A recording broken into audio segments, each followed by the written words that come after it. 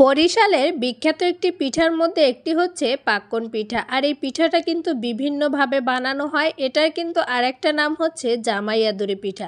তো আজকে আমি এই পিঠাটা আপনাদেরকে একটু অন্যরকম করে বানানো দেখাবো। আর এটা কিন্তু আমরা অনেক সময় মুগের ডাল দিয়ে বানাই, আবার অনেক সময় হচ্ছে যে চটপটি বানাই, সেই ডালটাও কিন্তু ইউজ করি। তো আজকে আমি সেগুলো কিছুই ব্যবহার করব না, ব্যবহার করব মিষ্টি আলু।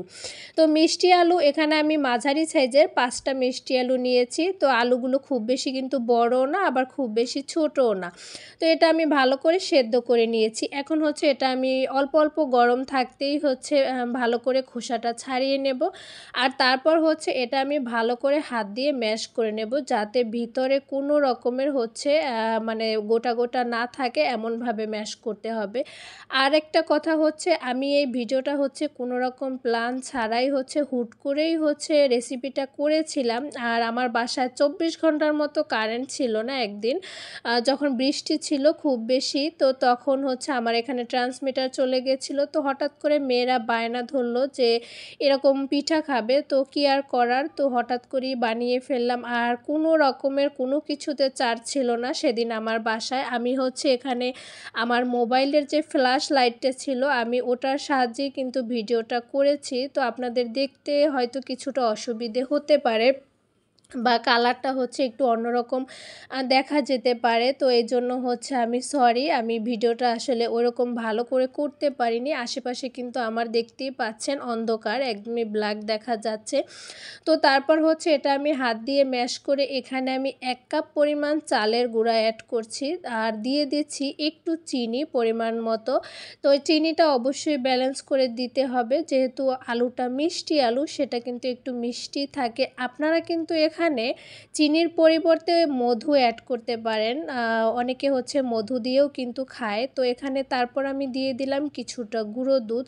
তো এটা কিন্তু একটু একটু করে দিতে হবে, আর হচ্ছে ভালো করে হাত দিয়ে মিশিয়ে নিতে হবে। আর এখানে আমি মাঝখানে হচ্ছে একটু লবণ দিয়েছি পরিমাণ মতো, খুবই কম পরিমাণে, ওটা আমার স্কিপ হয়ে গিয়েছে। আর এখন হচ্ছে এখানে আমি দেখেন একটু একটু করে পানি মিশাচ্ছি, আর হাতের সাহায্যে এটা আমি ভালো করে মিশিয়ে নিচ্ছি। পানিটা কিন্তু শুরুতেই বেশি দেয়া যাবে না, যেহেতু এটা আলু, তারপরে হচ্ছে চালের গুঁড়া, এটার মিশ্রণটা যদি ভালোভাবে না হয় তাহলে কিন্তু পিঠাগুলো সুন্দর হবে না। তো তারপর আমি এখানে দেখলাম যে আমার আরও একটু চালের গুঁড়া দরকার, তো এই জন্য হচ্ছে আমি 1/2 কাপ দিয়ে দিলাম, তো আরও 1/2 কাপ। তো এখন হচ্ছে এটা আমি ভালো করে আবার হাত দিয়ে মিশিয়ে নেব। তো এভাবেই হচ্ছে একটু একটু করে মিশাবো, আর হচ্ছে দেখব যে আমার আসলে মিশ্রণটা ঠিকমতো হয় কিনা, সেই অনুযায়ী পানি অ্যাড করেছি। তো তারপর হচ্ছে এখানে আমি দেখেন একটা হাতের সাহায্যে গোল শেপ দিয়ে নিয়েছি। তো এখন হচ্ছে একটা কাঁটা চামচের মাধ্যমে আমি এভাবে হচ্ছে ডিজাইন করছি। এটা কিন্তু আপনারা বিভিন্ন সাজ আছে পিঠার, প্লাস্টিকের বা মাটির, ওগুলোতেও হচ্ছে দিয়ে বানাতে পারেন। তো আমি হচ্ছে হাত দিয়েই তৈরি করলাম, যেহেতু খুবই অল্প পরিমাণে, এই জন্য দেখেন আমি খুবই সামান্য সিম্পল ডিজাইন, আপনাদের ইচ্ছা মতো। আমি অত খুব বেশি ভালো আর কি ডিজাইন পারি না, যেটুকু পারি ওটুকুই হচ্ছে আপনাদের সঙ্গে শেয়ার করছি। এখন হচ্ছে আমি একটা পাতা শেপ দিয়ে বানিয়ে নিচ্ছি। এভাবেই হচ্ছে আমি একে একে সবগুলো পিঠা বানিয়ে নেব। তো আমার হচ্ছে 25 পিসের মতো পিঠা হয়েছিল, এই যে যেটুকু মিশ্রণ তৈরি করেছি তার মধ্যে। তো দেখেন পিঠাগুলো খুবই কিন্তু সুন্দর হচ্ছে।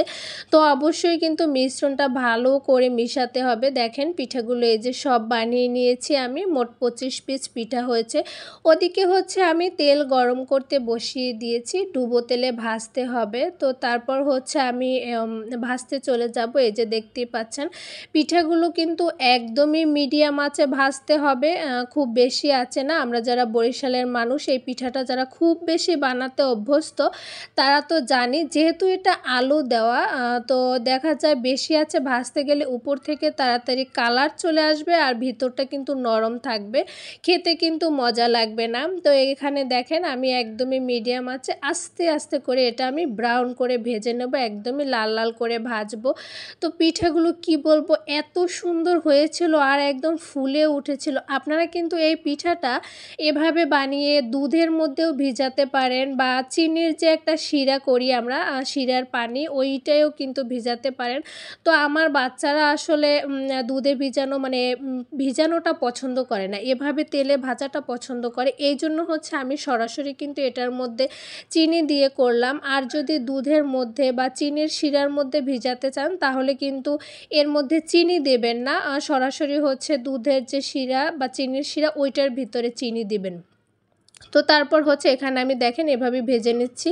আর আমার হাজব্যান্ডও হচ্ছে এভাবেই। তো ওকে হচ্ছে এটা প্রথমবার যখন বানিয়ে মানে খাইয়েছিলাম, ও বুঝতেই পারেনি যে এটা আমি মিষ্টি আলু দিয়ে বানিয়েছি। তো ও আমাকে বলছিল মিষ্টি আলু দিয়েও কি এই পিঠাটা এত সুন্দর করে হয়? সত্যি আমিও ভাবতে পারিনি। একদমই মানে নতুন আমার কাছে রেসিপিটা লেগেছে। তো হয়তো অনেক আপুরা আগে বানিয়েছেন, আমি কিন্তু এই প্রথমবারই বানিয়েছি। তো অনেক বেশি মজা হয়েছিল। এই হচ্ছে আমার পিঠাগুলোর ফাইনাল লুক। অনেক বেশি ক্রিস্পি ছিল ভিতরটা। তো যদি ভালো লাগে অবশ্যই ভিডিওটি লাইক, কমেন্ট, শেয়ার করবেন। তো এতক্ষণ যারা ভিডিওটা দেখেছেন তাদেরকে অসংখ্য ধন্যবাদ। পিঠাটা আমার কেমন হয়েছে আপুরা অবশ্যই জানাবেন। তো আজকের ভিডিওটা এই পর্যন্তই। আল্লাহ হাফেজ।